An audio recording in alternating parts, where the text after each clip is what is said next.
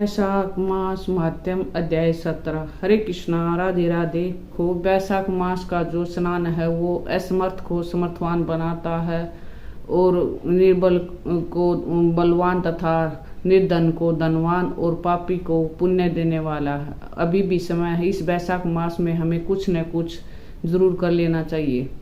अब श्री गणेश जी महाराज और अपने गुरुदेव को याद करते हुए वैशाख मास माध्यम अध्याय 17 को सुनते हैं। विघ्न कटे संकट मिटे, मंगल हो हर काज, बाधाएं सब दूर कर, हे गणपति महाराज। बोलो गणपति महाराज की जय। गुरु आपके उपकार का कैसे चुकाऊं मैं मोल, लाख कीमती धन भला, गुरु मेरे अनमोल। बोलो गुरुदेव महाराज की जय। वैशाख मास के अध्याय 16 में श्री सुखदेव जी ने महाराज ने मिथिलापति के राजा को राजा हेमकांत की कथा सुनाई, कैसे सिर्फ 70 दान के प्रभाव से ही ब्रह्म हत्या के महापाप से मुक्ति मिली। अब आज इस अध्याय में राजा कीर्तिमान की कथा सुना रहे हैं। ब्राह्मण जब वैशाख मास के धर्म अत्यधिक सुलभ पुण्य राशि प्रदान करने वाले भगवान विष्णु के लिए प्रीतिकारक और चारों पुरुषार्थों की तत्काल सिद्धि करने वाले सनातन और वेदोक्त हैं, तब संसार में इसकी प्रसिद्धि कैसे नहीं हुई। राजन, इस पृथ्वी पर लोक की कामना रखने वाले ही मनुष्य अधिक हैं। उनमें से कुछ राजस और कुछ तामस है। वे लोग इस संसार में भोगों को तथा पुत्र पुत्रादि संपदाओं को ही अभिलाषा रखते हैं। कहीं किसी प्रकार की कभी कठिनाई से कोई एक मनुष्य ऐसा मिलता है जो सर्वलोक के लिए प्रयत्न करता है और इसलिए यह यज्ञ आदि पुण्य कर्मों का अनुष्ठान बड़े प्रयत्न से करता है, परंतु मोक्ष की उपासना प्राय कोई नहीं करता। तुच्छ आशय लेकर बहुत से कर्मों का आयोजन करने वाले लोग प्राय कम कर्मों के ही उपासक हैं। यही कारण है कि संसार में राजस और तामस धर्म अधिक विख्यात हो गए हैं, परंतु सात्विक धर्मों की प्रसिद्धि नहीं हुई है। ये सात्विक धर्म भगवान विष्णु को प्रसन्न करने वाले हैं, निष्काम भाव से किए जाते हैं और इस लोक तथा परलोक में सुख प्रदान करते हैं। देव माया से मोहित होने के कारण बुद्धिहीन मनुष्य इन धर्मों को जानते ही नहीं हैं। पूर्व काल की बात है, काशीपुर में कीर्तिमान नाम से विख्यात एक चक्रवर्ती राजा थे। वे एक इक्ष्वाकु वंश के भूषण तथा महाराज नरक के पुत्र थे। संसार में उनका बड़ा यश था। वे अपनी इंद्रियों और क्रोध पर विजय पा चुके थे। ब्राह्मणों के प्रति उनके मन में बड़ी भक्ति थी। राजाओं में उनका स्थान बहुत ऊंचा था। एक दिन वह आखेट करता हुआ जा रहा था तो मार्ग में मुनि वशिष्ठ जी के आश्रम को देखा। वैशाख की चिलचिलाती धूप में यात्रा करते हुए राजा ने मार्ग में देखा महात्मा वशिष्ठ के शिष्य जगह जगह अनेक प्रकार के कार्यों में निपुणता के साथ लगे हुए हैं। वे कहीं प्याऊ लगा रहे हैं तो कहीं छाया मंडल बना रहे थे। कुछ किनारे पर झरनों के जल को रोककर स्वच्छ बावली बनवा रहे थे। कहीं वृक्षों के नीचे बैठे हुए लोगों को पंखा डुलाकर हवा कर रहे थे। कहीं गन्ने दे रहे थे तो कहीं सुगंधित पदार्थ और फूलों को बैठ कर रहे थे। कहीं फल दे रहे थे तो दोपहरी में लोगों को छाता देने और संध्या के समय कहीं नेत्रों में कपूर लगा रहे थे। उन्हें देखकर राजा ने पूछा, आप लोग कौन हैं? उन्हें उत्तर दिया, हम लोग महर्षि वशिष्ठ जी के शिष्य हैं। राजा ने पूछा, यह सब क्या हो रहा है? वे बोले, ये वैशाख मास में कर्तव्य से बताए गए धर्म हैं, जो धर्म अर्थ काम मोक्ष चारों पुरुषार्थ के साधक हैं। हम लोग गुरुदेव वशिष्ठ जी की आज्ञा से इन धर्मों का पालन करते हैं। राजा ने पुनः पूछा, इनके अनुष्ठान से मनुष्यों को कौन सा फल मिलता है? किस देवता की प्रसन्नता होती है? उन्होंने उत्तर दिया, हमें इस समय यह बताने के लिए समय नहीं है। आप गुरुजी से ही प्रश्न कीजिए। ये यशस्वी महर्षि इन धर्मों को यथार्थ रूप से जानते हैं। शिष्यों से ऐसा उत्तर पाकर राजा शीघ्र ही महर्षि वशिष्ठ जी के पवित्र आश्रम पर, जो विद्या और योग से संपन्न था, राजा को आते ही देख महर्षि वशिष्ठ जी मन ही मन बड़े प्रसन्न हुए। उन्होंने सेवकों सहित राजा का विधि पूर्वक आतिथ्य किया। तो जब वे आराम से बैठ गए तब गुरु वशिष्ठ जी से प्रसन्नता पूर्वक बोले, भगवान, मैंने मार्ग में आपके शिष्यों द्वारा परम आश्चर्य में शुभ कर्मों का अनुष्ठान होते देखा है, किंतु उसके संबंध में जब प्रश्न किया तब उन्होंने दूसरी कोई बात न बताकर आपके पास जाने की आज्ञा दी। उनकी आज्ञा के अनुसार मैं इस समय आपके समीप आया हूँ। मेरे मन में उन धर्मों को सुनने की बड़ी इच्छा है, अतः आप मुझे उसका वर्णन करें। तब माँ यशस्वी वशिष्ठ जी ने प्रसन्नतापूर्वक कहा, राजन, तुम्हारी बुद्धि को उत्तम शिक्षा मिली है, अतः उसने यह उत्तम निश्चय किया है। भगवान विष्णु की कथा के श्रवण तथा भगवत कर्मों के अनुष्ठान में जो तुम्हारी बुद्धि की आत्यंतिक प्रवृत्ति हुई है, यह तुम्हारे किसी पुण्य का ही फल है। जिसने वैशाख मास में बताए हुए महाधर्मों के द्वारा भगवान श्री हरि की आराधना की है, उसके उन धर्मों से भगवान बहुत संतुष्ट होते हैं और उसे मनवांछित वस्तु प्रदान करते हैं। संपूर्ण जगत के स्वामी भगवान लक्ष्मीपति समस्त पाप राशि का विनाश करने वाले हैं। वे सूक्ष्म धर्मों से प्रसन्न होते हैं, केवल परिश्रम और धन से नहीं। भगवान विष्णु भक्ति से पूजित होने पर भी अभिष्ट वस्तु प्रदान करते हैं, इसलिए सदा भगवान विष्णु की भक्ति करनी चाहिए। जगदीश्वर श्री हरि जल से भी पूजा करने पर सभी क्लेश का नाश करते हैं और शीघ्र प्रसन्न होते हैं।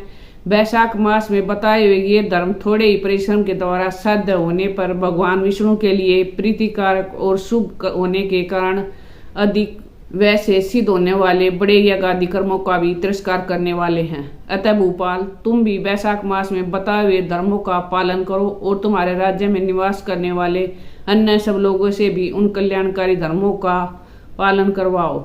इस प्रकार से वैशाख धर्म के पालन की आवश्यकता को शास्त्रों और युक्तियों से भली भांति सिद्ध करके वशिष्ठ जी ने वैशाख मास के सब धर्मों का राजा के समक्ष वर्णन किया। उन सब धर्मों को सुनकर राजा ने गुरु का भक्ति भाव से पूजन किया और घर आकर वे सब धर्मों का विधि पूर्वक पालन करने लगे। देवादिदेव भगवान विष्णु से भक्ति रखते हुए राजा कीर्तिमान देवेश्वर पद्मनाभ के अतिरिक्त और किसी देवता को नहीं देखते थे। उन्होंने हाथी की पीठ पर नगाड़ा रखकर सिपाहियों में से अपने राज्य में भर में डंके की चोट पर यह घोषणा करा दी कि मेरे राज्य में जो 8 वर्ष से अधिक की आयु वाला मनुष्य है, आयु जब तक 80 वर्ष की न हो जाए तब तक मेष राशि में सूर्य के स्थित होने पर यदि वह प्रातःकाल स्नान नहीं करेगा तो मेरे द्वारा दंडनीय तथा राज्य में से निकाल देने योग्य समझा जाएगा। यह मेरा निश्चित आदेश है। पिता पुत्र पत्नी अथवा सुहृद जो कोई भी वैशाख धर्म का पालन नहीं करेगा वह चोर और की भांति दंड का पात्र समझा जाएगा। प्रातःकाल शुभ जल से स्नान करके श्रेष्ठ ब्राह्मणों को दान करना चाहिए। तुम सब लोग अपनी शक्ति के अनुसार दान आदि धर्मों का आचरण करो। राजा कीर्तिमान ने प्रत्येक ग्राम में धर्म का उपदेश करने वाले एक ब्राह्मण को बसाया।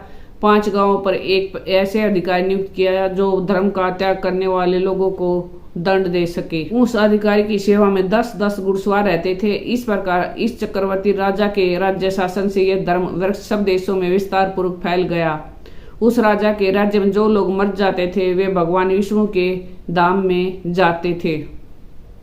वहां के मनुष्यों के विष्णु लोक की प्राप्ति निश्चित थी। एक बार भी वैशाख स्नान कर लेने से मनुष्य यमराज के पास नहीं जाता। अपने धर्मानुकूल कर्म में स्थित हुए सब लोगों ने विष्णु लोक में चले जाने से यमपुरी के सब नरक खाली हो गए। वहां एक भी पापी प्राणी नहीं रह गया। वैशाख मास के प्रभाव से यमपुरी के मार्ग की यात्रा भी बंद हो गई। सब मनुष्य दिवाकृति धारण करके भगवान के धाम में जाने लगे। देवताओं के जो लोग है वे शून्य हो गए। स्वर्ग और नरक दोनों के शून्य हो जाने पर एक दिन नारद जी ने धर्मराज के पास जाकर कहा, धर्मराज, आपके इस नरक में अब पहले जैसा कोलाहल नहीं रहा सुनाई देता। पहले की भांति पाप कर्मों का लेखा भी नहीं लिखा जा रहा है। चित्रगुप्त जी तो ऐसे मौन भाव से बैठे हुए हैं जैसे कोई मुनि हो। महाराज, इसका कारण तो बताइए। महात्मा नारद के ऐसा कहने पर राजा यम ने कुछ दीनता के स्वर में इस प्रकार कहा, नारद, इस समय पृथ्वी पर जो ये राजा राज्य करता है वह पुराण पुरुषोत्तम भगवान विष्णु का बड़ा भगत है। उसके भय से कोई भी मनुष्य कभी भी वैशाख मास का उल्लंघन नहीं करता। उस पुण्य कर्म के प्रभाव से सभी भगवान विष्णु के परम धाम में चले जाते हैं।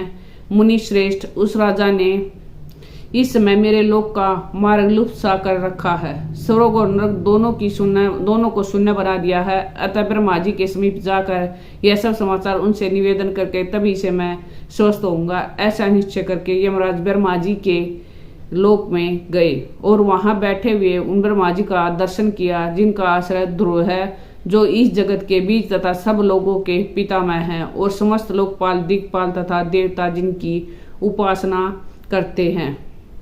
कमलासन काम में लगाया हुआ जो पुरुष स्वामी की आज्ञा का ठीक पालन नहीं करता, उसका धन लेकर भोगता है, वह काठ का कीड़ा होता है। जो बुद्धिमान मनुष्य लोभ व स्वामी के धन का उपभोग करता है, वह 300 कल्पों तक तिर्यक योनि रूप नरक में जाता है। जो कार्य में नियुक्त हुआ पुरुष कार्य करने में समर्थ होकर भी अपने घर में ही बैठा रहता है, वह बिलाव होता है। हे देव, आपकी आज्ञा के से धर्मपूर्वक प्रजा का शासन करता आ रहा हूँ। मैं अब तक मुनियों और धर्मशास्त्रों के कथानुसार पुण्यात्मा का पुण्य के फल से और पापात्मा को पाप के फल से संयुक्त किया करता था, परंतु अब आपकी आज्ञा का पालन करने में मैं असमर्थ हो गया हूँ। कीर्तिमान के राज्य में सब लोग वैशाख मासोक्त पुण्य कर्मों का अनुष्ठान करके पितरों और पितामहों के साथ वैकुंठ धाम में चले जाते हैं। उनके मरे हुए पितर माता आदि भी विष्णु लोक में चले जाते हैं। इतना ही नहीं, पत्नी के पिता ससुर आदि भी लेखे को हटाकर विष्णु लोक में चले जाते हैं। देव बड़े योग्य द्वारा भी मनुष्य वैसी गति नहीं पाता जैसे वैशाख मास से मिल रही है।